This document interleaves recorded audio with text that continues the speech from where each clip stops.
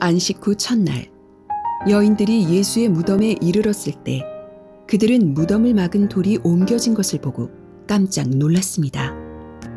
무덤에 들어가 보니 예수는 보이지 않았고 어떤 청년이 예수의 부활 소식을 전해주며 이를 제자들에게 알리라고 했습니다. 공포에 질린 여인들은 무덤에서 도망하여 아무 말도 하지 못했습니다. 이번에는 주님이 친히 막달라 마리아에게 나타나셨고 그녀에게 주님을 만난 사실을 제자들에게 전하게 하셨습니다. 하지만 제자들은 여전히 믿지 않았습니다. 나중엔 두 제자가 먼저 주님을 만났으나 제자들은 그들의 증거마저 받지 않았습니다.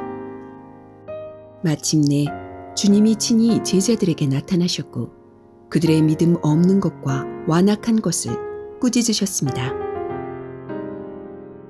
주님의 부활을 믿는 것과 믿지 않는 것의 차이는 구원과 부활에 대한 약속이 이루어지는 것에 대한 결과의 차이로 나타날 것이기 때문입니다. 주님은 사람들이 눈으로 그를 보지 않고도 믿기를 원하시기에 먼저 부활하신 자신을 보여주지 않으시고 다른 증인의 말을 듣고 믿게 하십니다.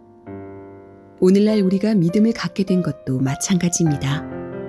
우리가 선진들이 하는 말을 듣고 믿을 때 주님은 이를 증거하심으로써 우리가 흔들리지 않는 소망을 갖게 해주십니다.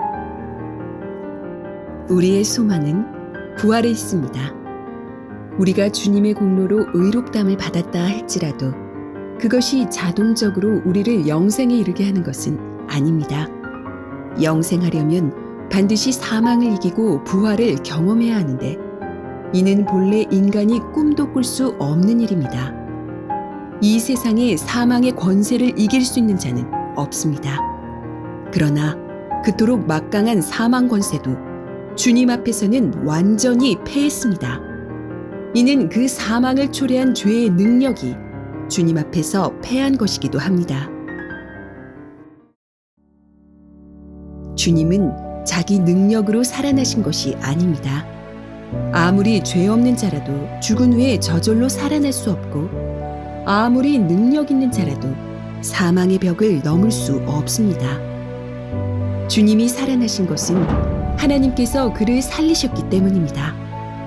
주님은 죽음으로써 인류의 죄를 대속하셨지만 만일 그가 부활하지 않으셨다면 우리 역시 사망의 벽을 넘지 못할 것이고 그러면 우리는 단지 이 땅에 사는 동안에만 죄사함의 유익을 누릴 뿐 이 세상을 떠난 후에는 불신자들과 다름없는 처지에 이르게 될 것입니다.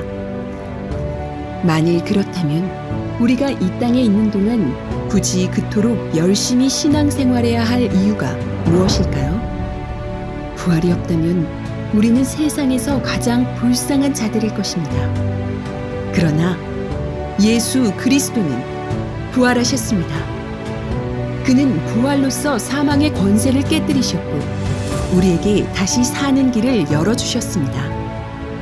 예수께서 부활하신 것처럼 그의 안에 있는 우리 역시 장차 부활할 것입니다. 우리가 주님의 공로로 죄사함을 받은 사실은 그때의 화려한 위력을 나타내게 될 것입니다. 우리를 얽어매고 있던 죄의 결박이 주님의 부활로 끊어졌으니 죄가 다시 우리를 얽어매지 못하게 해야 합니다. 우리에게 주어진 부활의 소망이 깨져서는 안 됩니다.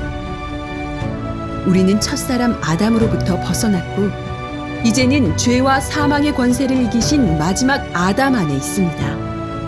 그러므로 전심으로 그에게 붙어 있어야 합니다.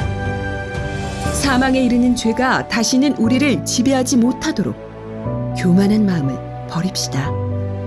영생에 이르는 신앙을 성공시킬 수 있도록 주님의 부활을 전하는 일에 겸손히 자신을 드립시다.